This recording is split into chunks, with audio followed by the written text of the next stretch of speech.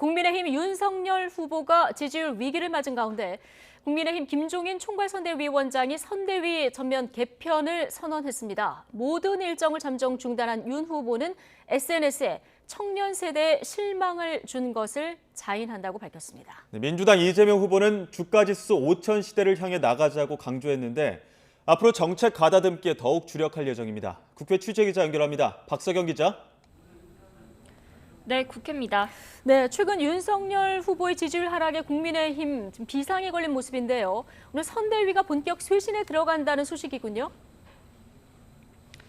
네, 지지율 위기 속 김종인 총괄선대위원장은 오늘 아침 회의에서 선대위 전면 개편을 선언했습니다. 선대위 6개 본부장 전원이 사퇴할 예정이고요. 신지혜 국민의힘 새시대 준비위 수석 부위원장도 조직 쇄신을 요청한다면서 사퇴 의사를 밝혔습니다.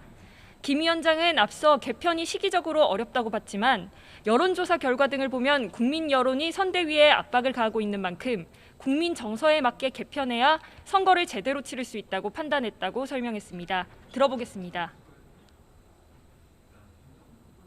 일반 국민의 여론이 너무나도 이렇게 우리 선대위에 압박을 가하는 그런 여론을 우리가 감지를 했기 때문에 국민의 정서에 맞게 우리 선대위를 다 개편을 해야만이 이 선거를 제대로 치를 수 있다는 판단을 갖다 하게 된 겁니다.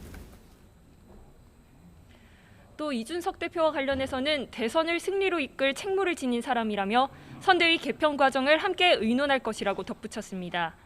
이준석 대표는 오늘 오전 40분 동안 김 위원장과 회동한 것으로 확인됐는데요.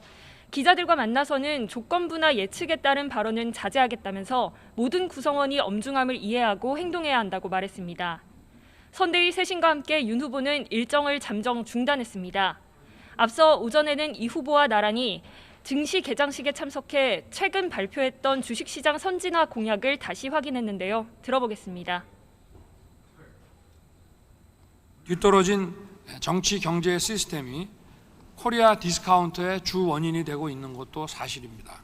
국민의 이 노후 대비 자금이 자본시장에 투자되어 그 결실을 국민들이 고스란히 누릴 수 있도록 관련 제도와 세제 혜택이 잘 정비되어야 할 것입니다. 이후 당사로 이동해 서민 금융 관련 공약을 발표할 예정이었지만 모든 일정을 중단하기로 결정했는데요.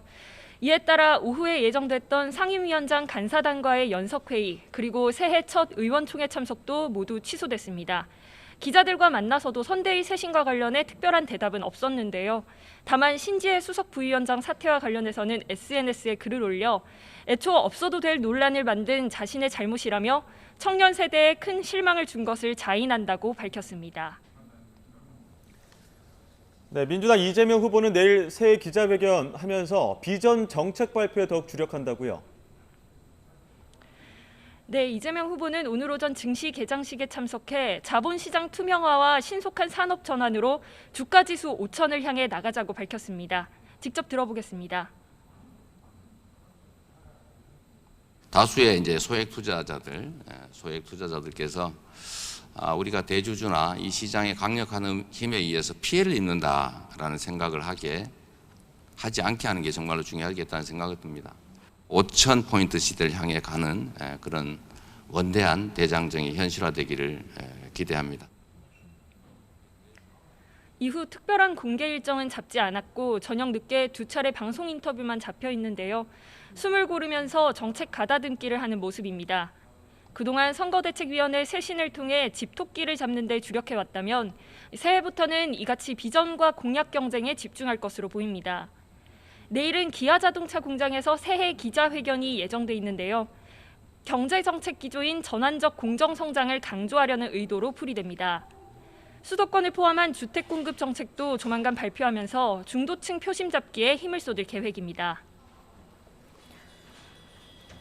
네, 제3지대 후보들도 틈새를 파고들고 있습니다. 역대급 비호감 대선이다 이런 평가가 나오고 있는 상황에서 국민의당 안철수 후보 지지율 상승이 지금 눈에 띄는 상황이죠. 네, 여론조사 그래프를 보면서 지지율 추이를 좀 살펴보겠습니다. 12월 3주차에서 4주차로 넘어가는 여론조사를 보면 양강 후보 지지율이 소폭 하락했고 제3지대 후보, 특히 안철수 후보의 지지율이 눈에 띄게 상승했습니다. 이렇게 국민의당 안철수 후보 몸값이 높아지면서 단일화 이슈도 함께 떠올랐는데요.